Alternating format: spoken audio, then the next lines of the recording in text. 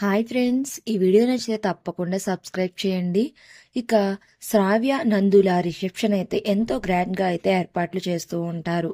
ఇక evening time అవ్వడంతో గెస్ట్‌లు అందరూ వస్తారు. ఇక వచ్చిన గెస్ట్‌లకి అహల్య అయితే కూల్ డ్రింక్ ఇస్తూ ఉంటుంది. ఏదో ఆలోచిస్తూ ఒక గెస్ట్‌కి అయితే కూల్ డ్రింక్ ఇస్తూ ఉండగా అనుకోకుండా అది ఆయన డ్రెస్ మీద పడిపోతుంది. ఇక వెంటనే అహల్య కంగారు పడిపోతూ సారీ అండి, సారీ చూసుకోలేదండి, క్షమించండి అని అడుగుతూ ఉంటుంది. ఇక అప్పుడే అక్కడికి గౌతమ్ వాళ్ళ బామ్మ భానుమతి వచ్చి, ఏంటే పని ఒళ్ళు దగ్గర పెట్టుకుని చేయకుండా వచ్చిన గెస్ట్లని అవమానిస్తావా అని గట్టిగా అరుస్తూ తిడుతూ ఉంటుంది. నేను కావాలని చేయలేదండి, అనుకోకుండా పడిపోయింది అని చెప్తూ ఉంటుంది. ఇక అప్పుడే అక్కడికి గౌతమ్ వాళ్ళ అమ్మా నాన్న కూడా వస్తారు.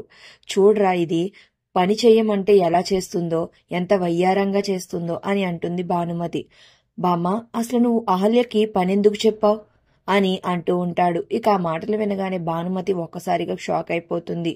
ఇక అహల్య గారు, మీరు పని చేయడం ఏంటండి, వెళ్ళి రెడీ అవ్వరండి, అయినా మీరు ఇంకా ఇలాగే ఎందుకున్నారు అని అడుగుతాడు. నేనెందుకండి రెడీ అవ్వడం, శ్రావ్యది కదా రిసెప్షన్ అని అంటూ ఉంటుంది.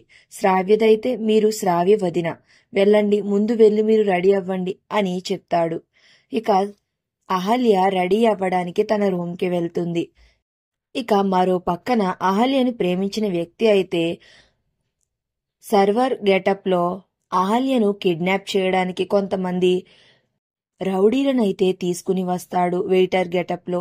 ఇక వాళ్ళందరూ అహల్య ఉన్న రూమ్ వైపు వెళ్తూ ఉంటారు. మరి మళ్ళీ అహల్యని కిడ్నాప్ చేస్తారా, లేదా యామిని కుట్ర వల్ల మేము విడాకులు తీసుకోబోతున్నాం అని అనౌన్స్ చేస్తుందా అనేది రానున్న రివ్యూలో తెలుసుకుందాం.